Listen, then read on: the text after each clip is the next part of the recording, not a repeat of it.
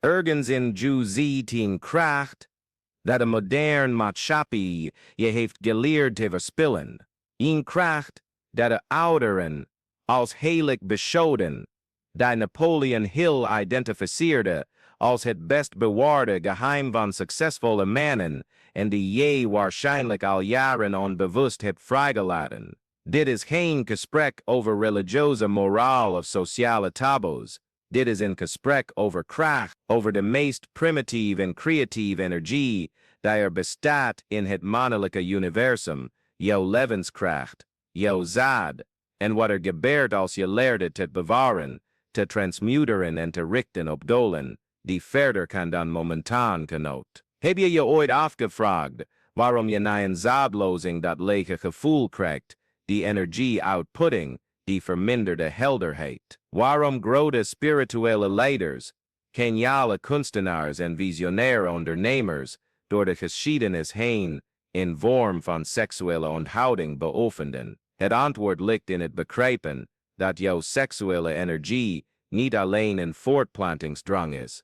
Het is puur creatieve kracht, het is alchemistisch vuur, het is de brandstof die dromen in werkelijkheid kan veranderen of in seconden van lege nood kan verdwijnen. De hedendaagse maatschappij heeft je een logan verkocht. Ze zeiden je dat masturbatie natuurlijk, gezond en nodig is voor stressverlichting. Ze overtuigden je ervan dat de constante afgifte van seksuele energie normaal, zelfs aan te raden is. Maar kijk om je heen, in generatie mannen, die zich niet langer dan een paar minuten kunnen concentreren, die constant in angst leven, die het vermogen hebben verloren om een vrouw met oprechte zelfvertrouwen in de ogen te kijken, die zich leeg voelen, zelfs omringd door eindeloos entertainment. Het is geen toeval, het is een gevolg. Napoleon Hill ontdekte in zijn studies over de meest succesvolle mannen van zijn tijd iets wat de moderne psychologie liever negeert.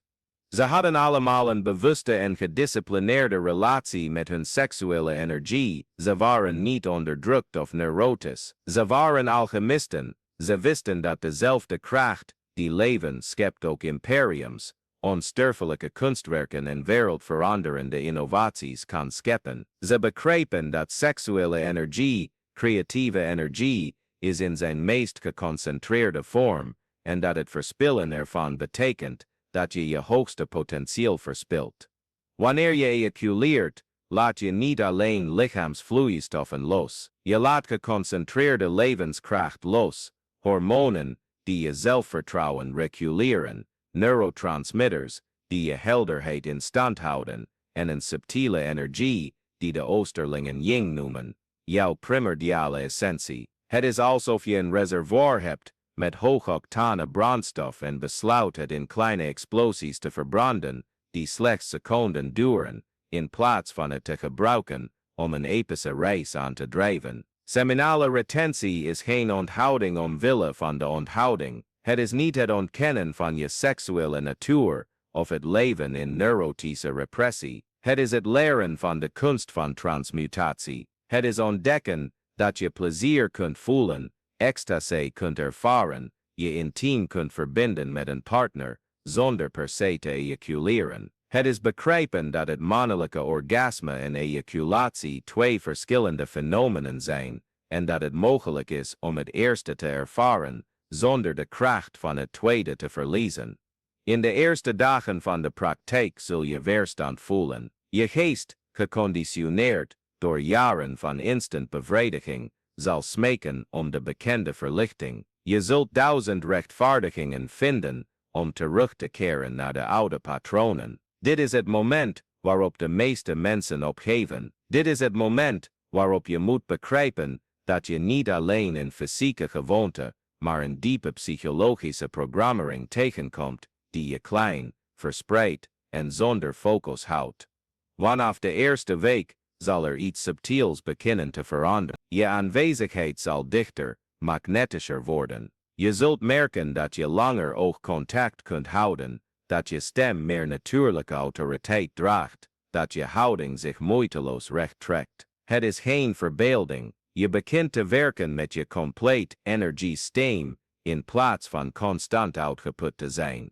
In de tweede en derde maand worden de transformaties onmiskenbaar. Je concentratievermogen vermenigvuldigt zich. Projecten die voorheen onmogelijk leken, stromen nu met verbazingwekkende gemak. Je creativiteit explodeert. Ideeën ontstaan met kristalheldere duidelijkheid. Je ontdekt dat je urenlang kunt werken, zonder mentale vermoeidheid, dat je uitdagingen kunt aangaan die je vroeger intimideerden, dat je situaties kunt leiden waar je vroeger alleen maar volgde. Maar de diepste transformatie vindt plaats in het rijk van zelfvertrouwen. Niet het kunstmatige zelfvertrouwen, dat is opgebouwd door middel van positieve affirmaties of oppervlakkige zelfhulptechnieken. Het zelfvertrouwen dat voortkomt uit seminale retentie is primitief, visceraal, onbetwistbaar. Het is het zelfvertrouwen van de krijger die zijn kracht heeft behouden, van de kunstenaar die zijn inspiratie intact heeft gehouden, van de leider die zijn magnetische aanwezigheid heeft bewaard. Dit zelfvertrouwen weerspiegelt zich in elk aspect van je leven. In zakelijke onderhandelingen onderhandel je vanuit een positie van innerlijke kracht, niet uit wanhopige behoeften. In relaties verbind je je uit bewuste keuze, niet uit emotionele tekorten. Met vrouwen ga je om als een complete man, niet als iemand die externe validatie zoekt om een innerlijke leegte te vullen, die je zelf hebt gecreëerd door energieverspreiding. De seksuele energie, die wordt vastgehouden, transformeert vanzelf in charisma. Je ontwikkelt een aanwezigheid die mensen voelen, nog voordat je spreekt. Je energetische aura breidt zich uit. Je wordt interessanter, aantrekkelijker, invloedrijker, niet omdat je je uiterlijk hebt veranderd of communicatietechnieken hebt geleerd, maar omdat je werkt met je energiebatterij op maximale capaciteit. En hier is de mooiste paradox: hoe meer je vasthoudt, hoe aantrekkelijker je wordt voor het andere geslacht. Vrouwen, wezens die van natuur afgestemd zijn op subtiele energie, voelen het verschil. Ze merken dat je niet langer een man bent die iets van hen zoekt, maar iemand die iets kostbaars te bieden heeft. De seksuele dynamiek keert volledig om. Je bent niet langer de behoeftige jager, maar de gewilde prijs. Maar hier komen we op het punt waar veel mannen struikelen. Ze beginnen seminale retentie te beoefenen als een nieuwe vorm van veroveringsstrategie. Een truc om vrouwen aan te trekken, of anders is het verspillen van het ware potentieel van de praktijk. Seminale retentie gaat niet over het worden van een seksuele magneet. Het gaat over het volledig worden. Het gaat over het toegang krijgen tot lagen van je potentieel die slapend zijn gebleven, terwijl je je levenskracht verspreidde. De ware transmutatie van seksuele energie begint wanneer je begrijpt dat deze energie heilig vuur is. Het is dezelfde kracht die de sterren in beweging houdt, die planten naar de zon laat groeien, die kunstenaars inspireert tot het creëren van onsterfelijke werken. Wanneer deze energie bewust wordt vastgehouden, stagneert ze niet. Ze circuleert, verfijnt en zuivert zichzelf. Ze steekt langs de wervelkolom als een slang van licht, voedt energiepunten die de westerse geneeskunde niet eens erkent, maar die oude tradities met chirurgische precisie in kaart hebben gebracht. De Chinese Taoïsten hebben hele systemen ontwikkeld die gebaseerd zijn op het behouden en circuleren. Indiase yogis noemden het ojas, vitale kracht, die wanneer behouden, zorgt voor langere levensduur, helder denken en spirituele kracht. Europese alchemisten spraken over het transformeren van lood in hout, maar beschreven metaforisch het proces van het omzetten van ruwe seksuele energie in verfijnde bewustzijn. In de 4e en 5e maand van consistente oefening zul je deze verwijzingen niet meer als abstracte concepten, maar als beleefde realiteiten gaan begrijpen. Je energie keert niet alleen terug, het vermenigvuldigt zich. Je ontwikkelt een fysieke en mentale weerstand die bovenmenselijk lijkt. Je vermogen om moeilijke beslissingen te nemen versterkt zich. angsten die je voorheen verlamden lijken nu schaduwen zonder substantie. En hier, dit punt van de reis, wil ik dat je stopt en over iets fundamenteels nadenkt. Als deze kennis zo krachtig is, waarom wordt het dan niet op grote schaal verspreid? Waarom negeren of verwerpen formeel onderwijs, de media en zelfs veel zorgprofessionals de voordelen van zaadretentie? Het antwoord is ongemakkelijk. Een samenleving van mannen met verspreide energie is een samenleving die gemakkelijker te controleren is. Mannen zonder geconcentreerde levenskracht zijn dwangmatige consumenten, onderdanige werkers, burgers die geen vragen stellen, die niet creëren, die niet leiden. Wanneer je bewust zaadretentie beoefent, doe je een daad van stille rebellie tegen een systeem dat profiteert van jouw energetische zwakte. Je weigert deel te nemen aan een cultuur die de krachtigste scheppende kracht van het universum transformeert in holle entertainment. Je kiest ervoor om een schepper te zijn in plaats van een consument. Maar let op, dit pad is niet voor de zwakkeren van geest. Het vasthouden van seksuele energie, zonder deze adequaat te transformeren, kan leiden tot frustratie, agressie en emotionele spanning. De opgebouwde energie heeft hogere uitdrukkingskanalen nodig. Het moet worden gericht op betekenisvolle projecten, op artistieke schepping, op intensieve persoonlijke ontwikkeling, op doelen die al je capaciteit en nog meer vereisen. Hier komt de praktische wijsheid van Napoleon Hill om de hoek kijken. Hij sprak niet over zaadretentie in mystieke of esoterische termen. Hij sprak in termen van tastbare resultaten. Hij observeerde dat mannen die hun seksuele energie bewust konden kanaliseren naar commerciële, artistieke of intellectuele ondernemingen, consistent beter presteerden dan degenen die dat niet deden. Hij merkte op dat seksuele energie, wanneer getransmuteerd, energie van verkoop, leiderschapscharisma, doorzettingsvermogen bij obstakels en creativiteit bij het oplossen van problemen werd. De zakenman die imperiums bouwt, is niet per se de slimste op de markt. Het is degene die focus en energie kan behouden wanneer anderen opgeven. De kunstenaar die werken creëert, die generaties overstijgen, is niet alleen getalenteerd. Het is degene die pure levenskracht kanaliseert naar zijn creatieve expressie. De leider die menigten inspireert, spreekt niet alleen goed. Hij straalt een energetische aanwezigheid uit, die voortkomt uit het behouden en bewust richten van zijn vitale essentie. Als je tot hier bent gekomen in deze reflectie, betekent dit dat iets in jou de waarheid van deze woorden herkent. Je voelt dat je iets kostbaars hebt verspild, dat je onder je werkelijke potentieel hebt geopereerd.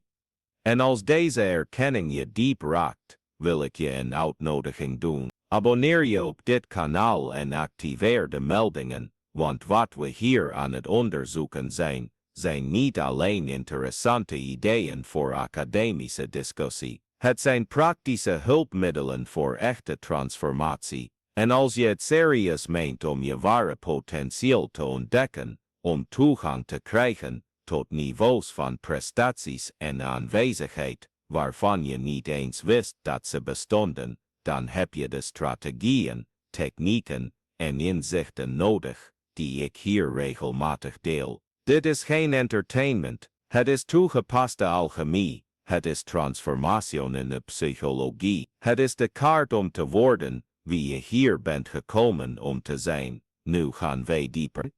Zaadretentie gaat niet alleen over het behouden van energie. Het gaat om het begrijpen van de aard van seksuele energie als archetypische kracht. Carl Jung sprak over de animus en de anima, de mannelijke en vrouwelijke energieën die in elk persoon bestaan. De mannelijke seksuele energie, wanneer bewust vastgehouden en geïntegreerd, versterkt niet alleen het mannelijke aspect van de psyche, het harmoniseert en balanceert ook het interne vrouwelijke aspect. Een man die seksuele transmutatie beoefent ontwikkelt, zowel de kracht van de krijger als de gevoeligheid van de kunstenaar.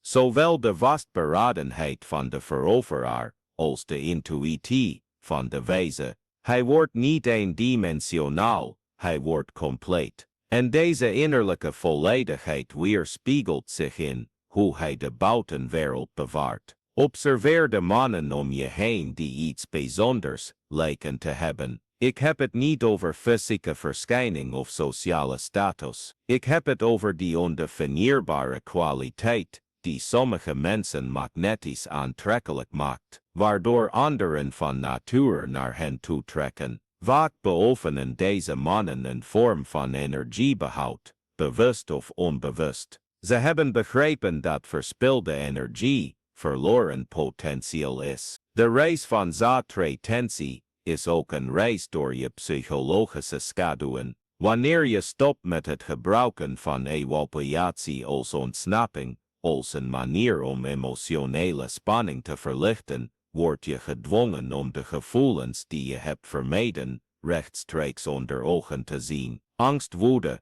verdriet, angst, alles komt aan de oppervlakte. Dit is het moment waarop veel mannen terugtrekken, de emotionele intensiteit interpreteren als een teken dat de praktijk schadelijk is. Maar deze confrontatie is precies waar de transformatie plaatsvindt. Wanneer je leert je emoties volledig te voelen, zonder te hoeven ontsnappen, via seksuele ontlading, ontwikkel je een vermogen tot aanwezigheid en emotionele stabiliteit, dat maar weinig mannen bezitten. Je wordt iemand die gecentreerd kan blijven te midden van chaos, die duidelijke beslissingen kan nemen, zelfs onder intense druk. De kracht van beheerste energie, gereserveerde energie, versterkt ook je gevoeligheid. Je begint nuances in gesprekken op te merken die je voorheen miste. Je intuïtie wordt scherper. Je ontwikkelt een bijna telepathisch vermogen om omgevingen, situaties en mensen te lezen. Deze verhoogde gevoeligheid is geen zwakte, het is kracht. Het is informatie, het is een concurrentievoordeel op elk vlak van het leven. Fysiek gezien is de transformatie net zo dramatisch. Je testosteron stabiliseert zich op optimale niveaus. Je fysieke energie wordt constanter minder onderhevig aan de pieken en dalen, die kenmerkend zijn voor mannen, die vaak evacueren. Je slaapt beter.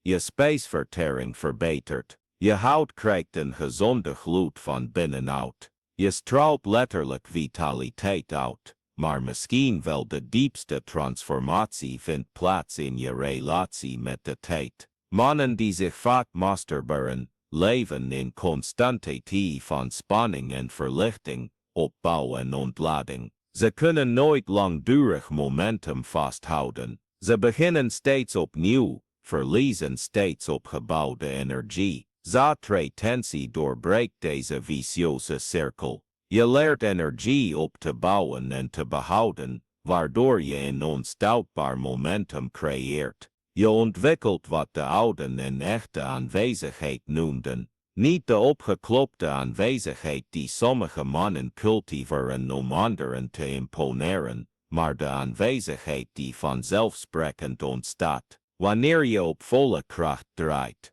Het is een aanwezigheid die geen moeite hoeft te doen om opgemerkt te worden. Het is van nature magnetisch, niet door techniek. Deze aanwezigheid manifesteert zich op verrassende manieren. In werkoverleggen weegt je mening zwaarder, zelfs als je niet verandert wat je zegt, maar alleen hoe je het zegt. In sociale interacties word je vanzelf het middelpunt van de groep. Niet omdat je aandacht probeert te trekken, maar omdat je gereserveerde energie een veld creëert, dat anderen voelen en waartoe ze onbewust worden aangetrokken. Met vrouwen verandert de dynamiek volledig. Je stopt met relaties uit noodzaak en begint relaties uit overvloed. Wanneer je seksuele energie behouden en getransmuteerd is, heb je geen externe validatie nodig om je compleet te voelen. Je zoekt niet bij vrouwen wat je in jezelf zou moeten cultiveren. Deze innerlijke verandering weerspiegelt zich in de kwaliteit van de vrouwen die je aantrekt en de diepgang van de connecties die je kunt leggen. Maar hier komen we op een nog dieper terrein. Zaadretentie is slechts de eerste stap op een bredere race van zelfbeheersing. Wanneer je leert je seksuele energie bewust te beheersen, ontwikkel je het vermogen om bewust andere krachten in je leven te beheersen. Je leert je eetlust, je conceptpatronen en je automatische emotionele reacties te disciplineren. Het is alsof de seksuele energie de wortel van een boom is. Wanneer je de wortel versterkt door retentie en transmutatie, worden alle takken van de boom, je carrière, je relaties, je gezondheid, je spiritualiteit tegelijkertijd versterkt. Je hoeft niet elk gebied afzonderlijk te bewerken. Het werk aan de wortel voedt alles. De Tantra-traditie bekrijgt dit al millennia geleden. Voor hen was seksuele energie, Shakti, vrouwelijke scheppende kracht die wanneer bewust verenigd met Shiva mannelijke bewustzijn niet alleen plezier, maar verlichting kenmerkt. Innereert, ze ontwikkelden praktijken om de seksuele energie door het lichaam te laten circuleren in plaats van te worden uitgeworpen, waardoor bewustzijnstoestanden werden gecreëerd die het gewone overstegen. Je hoeft geen Oosterse mysticus te worden om deze principes toe te passen. Je hoeft alleen maar te begrijpen dat je seksuele energie veel krachtiger en veelzijdiger is dan je is geleerd. Het kan worden gericht op elk doel, getransformeerd in elke kwaliteit die je moet ontwikkelen. Heb je meer discipline nodig? Transmuteer seksuele energie in discipline. Heb je meer creativiteit nodig? Transmuteer seksuele energie in creativiteit. Heb je meer moed nodig? Transmuteer seksuele energie in moed. Het proces is zowel fysiek als mentaal. Fysiek leer je ademhalingstechnieken die de energie laten circuleren in plaats van deze alleen in de geslachtsorganen op te bouwen. Je leert specifieke spiercontracties die de energietestroom herleiden. Je leert houdingen en bewegingen die de opwaartse circulatie van de vitale energie vergemakkelijken. Mentaal ontwikkel je het vermogen om je impulsen te observeren zonder erdoor gecontroleerd te worden. Je leert het verschil te herkennen tussen oprecht seksueel verlangen en neurotische dwang.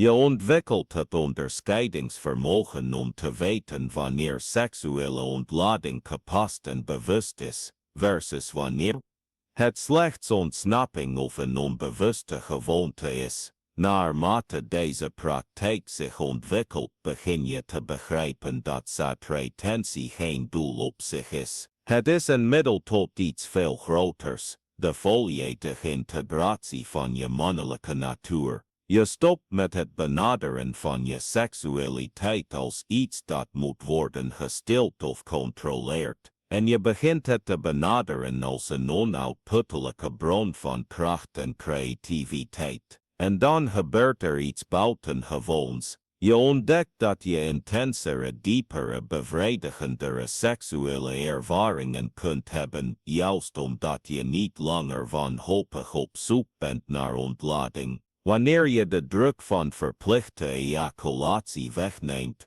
verandert seks van prestatie in exploratie, van noodzaak in kunst, van ontlading in viering. Je intieme relaties bereiken diepten die je je niet had kunnen voorstellen. Wanneer je niet constant op zoek bent naar seksuele verlichting, kun je echt aanwezig zijn bij je partner. Je kunt nuances van plezier verkennen, je kunt seksuele energie opbouwen in golven die toenemen zonder noodzakelijkerwijs te culmineren in ejaculatie. Je kunt veranderde bewustzijnstoestanden ervaren door middel van bewust behouden en gecirculeerde seksuele energie.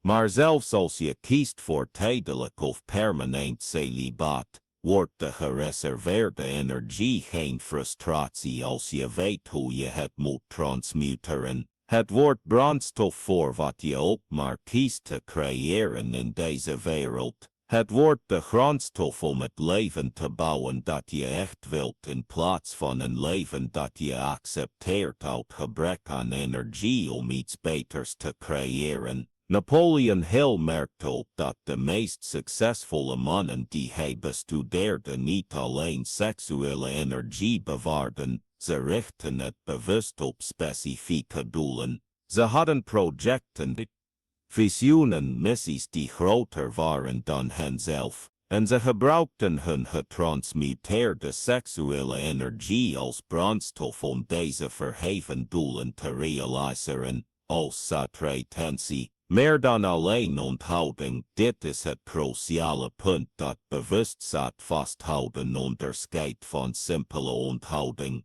Onthouding is weigeren, transmutatie is transformeren. Wanneer je je simpelweg onthoudt zonder de energie naar hogere kanalen te leiden, creëer je interne druk die uiteindelijk op destructieve manieren explodeert. Maar wanneer je energie met een doel behoudt, wanneer je een visie hebt die groter is dan je persoonlijke comfort, wordt de opgeslagen energie de wind in de zeilen van je ambitie. Je zult merken dat je urenlang aan projecten kunt werken zonder vermoeidheid, dat je kunt concentreren op doelen op lange termijn zonder je te laten afleiden door onmiddellijke genoegens, dat je kunt volhouden ondanks obstakels die andere mannen zouden doen opgeven. Dit is geen geforceerde wilskracht. Het is een natuurlijk gevolg van het werken met je volledige vitale energie. Zaadretentie transformeert ook je relatie met geld en materieel succes. Wanneer je niet constant je vitale energie afvoert, stop je met handelen uit wanhopige noodzaak. Je kunt financiële beslissingen nemen op basis van strategie in plaats van paniek. Je kunt tijd investeren in projecten die op lange termijn rendement opleveren in plaats van alleen maar naar onmiddellijke bevrediging te streven. Mannen die seksuele transmutatie beoefenen melden vaak dramatische veranderingen in hun handelen niet omdat ze nieuwe investeringstechnieken hebben geleerd, maar omdat ze de energetische discipline hebben ontwikkeld die nodig is om consequent elke strategie die ze kiezen te implementeren. Ze stoppen met zelfsabotages door energieverspreiding, en naarmate de maanden zich ontwikkelen tot jaren van oefening, zul je beginnen te begrijpen dat Zaadretentie niet alleen een techniek voor persoonlijke verbetering is. Het is een portaal naar dimensies van ervaring die onze materialistische cultuur niet eens herkent. Je ontwikkelt vermogens die bijna paranormaal lijken voor degenen die met verspreide energie werken, scherpe intuïtie die grenst aan helderziendheid, magnetische aanwezigheid die hele omgevingen beïnvloedt, creativiteit die lijkt te worden gekanaliseerd vanuit bronnen buiten het persoonlijke bewustzijn. Dit zijn geen holle mystieke beweringen. Het zijn natuurlijke gevolgen van het werken met een geoptimaliseerd energiesysteem. Net zoals een auto beter werkt met hoogwaardige brandstof werkt je bewustzijn op een uitgebreidere manier wanneer het wordt gevoed door behouden en verfijnde seksuele energie. Maar misschien wel het diepste geschenk van de praktijk is de ontdekking van je eigen spirituele aard. Wanneer je stopt met het constant verspreiden van je vitale essentie, ontwikkel je het vermogen om het heilige te voelen in gewone ervaringen. Je begint te beseffen dat er een goddelijke intelligentie door je heen werkt, en dat je behouden seksuele energie een van de belangrijkste manieren is, waarop deze intelligentie zich in de fysieke wereld manifesteert. Je begrijpt dat je lichaam niet alleen een voertuig voor plezier is, of een machine voor productiviteit. Het is een tempel, het is een alchemistisch laboratorium waar ruwe energie kan worden verfijnd tot puur bewustzijn. En je seksuele energie is het krachtigste ingrediënt in dit verfijningsproces. Op dit punt vraag je je misschien af, vol over de praktische aspecten. Hoe begin je?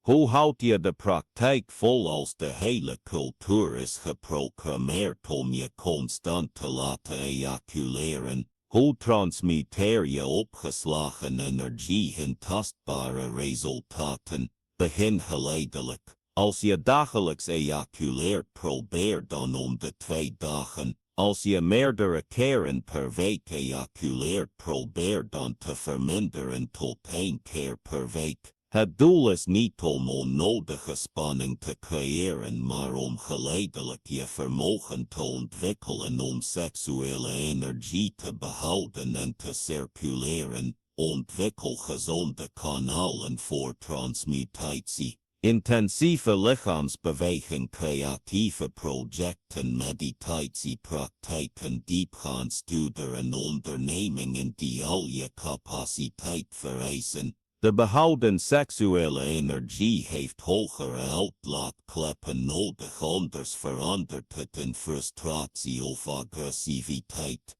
Leertechnieken voor energiecirculatie. Diepe ademhaling die energie van de genitaliën naar de borst en het hoofd verplaatst. Bekkenbodemcontracties die energie omhoog leiden. Visualisaties die seksuele energie transformeren in specifieke eigenschappen die je wilt ontwikkelen. Maar belangrijker dan elke specifieke techniek is de mindset. Je ontzegt jezelf geen plezier. Je kiest voor plezier van hogere kwaliteit. Je ontkent je seksuele aard niet. Je verheft je seksuele aard. Je wordt geen mindere man. Je wordt meer man dan je ooit voor mogelijk had gehouden. En wanneer je dit echt begrijpt, wanneer je in je cellen en je botten en je ziel voelt dat je veel machtiger bent dan je ooit had voorgesteld, dat je toegang hebt tot niveaus van energie en bewustzijn die de meeste mannen nooit verkennen, dan begrijp je waarom oude tradities deze kennis als heilige wijsheid bewaarden. Begrijp je dat zaadretentie niet alleen gaat over het verbeteren van je persoonlijke prestatie. Het gaat erom je geboorterecht als bewuste man op te eisen. Het gaat erom te weigeren deel te nemen aan een cultuur waarin zwakke mannen profiteren van jouw energetische zwakte. Het gaat erom te kiezen om iemand te worden die bijdraagt in plaats van consulteert. Die creëert in plaats van alleen maar bestaat, die leidt in plaats van alleen maar volgt. De energie die je bewust conserveert en transmuteert, profiteert niet alleen jou. Ze straalt uit naar je hele kring van invloed. Je kinderen groeien op met een aanwezige en energetisch stabiele vader. Je vrouw of partner verbindt zich met een complete man, niet met iemand die compleetheid zoekt via haar. Je collega's werken samen met iemand die inspireert in plaats van leegzuigt. Je gemeenschap profiteert van jouw verfijnde en krachtige aanwezigheid. Dus ik laat je met deze laatste reflectie, deze uitdaging die de koers van je hele bestaan kan veranderen, aan Tom. Wat zou mogelijk worden in je leven als je zou stoppen met het verspillen van je seksuele energie en zou beginnen deze te transmuteren in wat je het meest wilt creëren? Wat voor man zou je worden als je zou operen met je energiebatterij constant vol in plaats van pulpen, plaats van pulpen, plaats van pulpen, plaats van pulpen, plaats van pulpen, plaats van plaats pulpen, plaats van pulpen, plaats van pulpen, plaats van pulpen, plaats van pulpen, plaats van pulpen, plaats van pulpen, plaats van pulpen, plaats van pulpen. Het antwoord op deze vragen komt niet via filosofische speculatie. Het komt alleen via directe ervaring, via de moed om te experimenteren met het conserveren en bewust sturen van je seksuele energie. Via de discipline om vol te houden zelfs wanneer impulsen zich hebt. Door jaren van saneer, door jaren van behouden dissioneer, door jaren van zeneert, door jaren van zegeting optioneert, door jaren van zeneert, door jaren van zeneert, door jaren van zeneert. Je hebt nu binnen in je een kracht die beschavingen heeft gebouwd, die onsterfelijke kunstwerken heeft geïnspireerd. Die werken heeft verplaatst, zowel letterlijk kunstwerken stwereert. Die werken heeft verplaatst, zowel letterlijk als figuurlijk. Deze kracht heeft een naam getransmuteerd, de seksuele energie. En jij hebt de kracht om er toegang toe te krijgen, deze te benutten en deze te richten op elke droom die je dapper genoeg bent, deze te richten op deze is aan jou. Blijf je levenskracht verspreiden in momentane genoegens die je leeg laat. De keuze is aan jou. Blijf je levenskracht verspreiden in momentane genoeg. Of leer de oude kunst van seksuele transmutatie en ontzie echt. Kunt als je echt, kunt als je vond, je vond, je vond, je vond, je vond, je vond, in plaats van je wacht. Je energie staat klaar. Je tijd is nu. De enige resterende vraag is, ben je klaar? Om de man te ontzie je werkelijk en je waard. Ben je klopt, ontzie je werk. Ben je klopt, bent ontzie werkelijk, je werkelijk je waard. Onder al die energie die je hebt verspild.